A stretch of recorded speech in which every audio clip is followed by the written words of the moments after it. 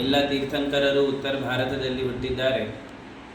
ಆದರೆ ಆ ತೀರ್ಥಂಕರರ ವಾಣಿಯನ್ನು ಸಂರಕ್ಷಣೆ ಮಾಡುವವರು ಎಲ್ಲ ಆಚಾರ್ಯರು, ಪೂರ್ವಾಚಾರ್ಯರು ಈ ಕರ್ನಾಟಕ ನಾಡಿನಲ್ಲೇ ಹುಟ್ಟಿದ್ದಾರೆ.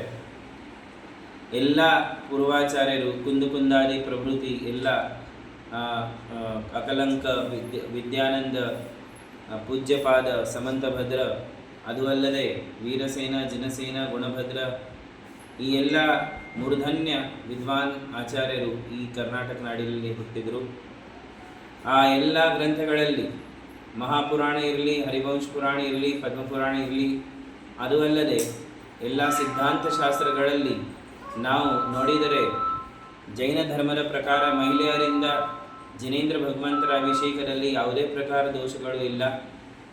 ಯಾವ ಪ್ರಕಾರ ಪುರುಷರು ಮನವಚನ ಕಾಯ ಶುದ್ಧಿ ಮತ್ತು ವಸ್ತ್ರ ಶುದ್ಧಿಯಿಂದ ತೀರ್ಥಂಕರರ ಅಭಿಷೇಕವನ್ನು ಮಾಡಬಹುದು, ಅದೇ ಪ್ರಕಾರ ಮಹಿಳೆಯರು ಕೂಡ ಮನವಚನ ಕಾಯ ಶುದ್ಧಿ ಪೂರ್ವಕ, ವಸ್ತ್ರ ಶುದ್ಧಿ ಪೂರ್ವಕ ತೀರ್ಥಂಕರರ ಜಿನಬಿಂಬದ ಅಭಿಷೇಕವನ್ನು ಮಾಡಬಹುದು. ಮಹಿಳೆಯರಿಗೆ ಇದರಲ್ಲಿ ಯಾವುದೇ ಪ್ರಕಾರ ದೋಷಗಳು ಉಂಟಾಗುವುದಿಲ್ಲ.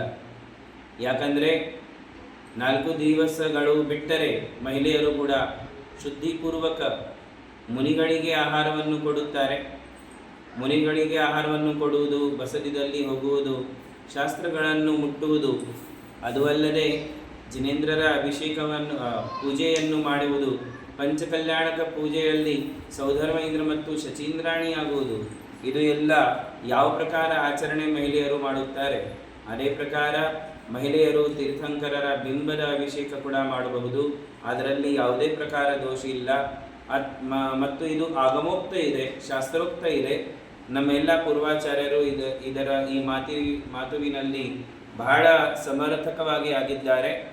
ಗೊಮ್ಮಟೇಶ್ವರ ಬಾಹುಬಲಿಯ ಅಭಿಷೇಕದಲ್ಲಿ ನಾವು ನೋಡುತ್ತೇವೆ, ಇಡೀ ದೇಶದಿಂದ ಎಲ್ಲ ಪುರುಷರು ಮತ್ತು ಮಹಿಳೆಯರು ಬಂದು ಸಮಾನವಾಗಿ ಗೊಮ್ಮಟೇಶ್ವರನ ಅಭಿಷೇಕವನ್ನು ಮಾಡುತ್ತಾರೆ.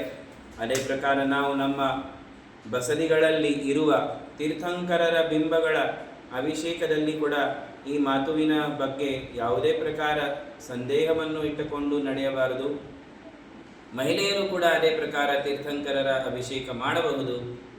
ತೀರ್ಥಂಕರರಿಗೆ ಹುಟ್ಟು ಕೊಡುವವರು ಮಹಿಳೆಯರು, ತೀರ್ಥಂಕರರ ಪ್ರಥಮ ದರ್ಶನ ಮಾಡುವವರು ಮಹಿಳೆಯರು. ಶಚೀಂದ್ರಾಣಿ ಪ್ರಥಮ ದರ್ಶನ ಮಾಡುತ್ತಾಳೆ. ಅದೇ ಪ್ರಕಾರ ಆ ತೀರ್ಥಂಕರರ ಅಭಿಷೇಕ ಯಾವ ಪ್ರಕಾರ ದೇವರು ಮಾಡಿದರು ಅದೇ ಪ್ರಕಾರ ದೇವಿಯರು ಮಾಡಿದರು. ಇದು ಕೂಡ ವರ್ಣನೆ ನಮ್ಮ ಶಾಸ್ತ್ರದಲ್ಲಿ ಇದೆ.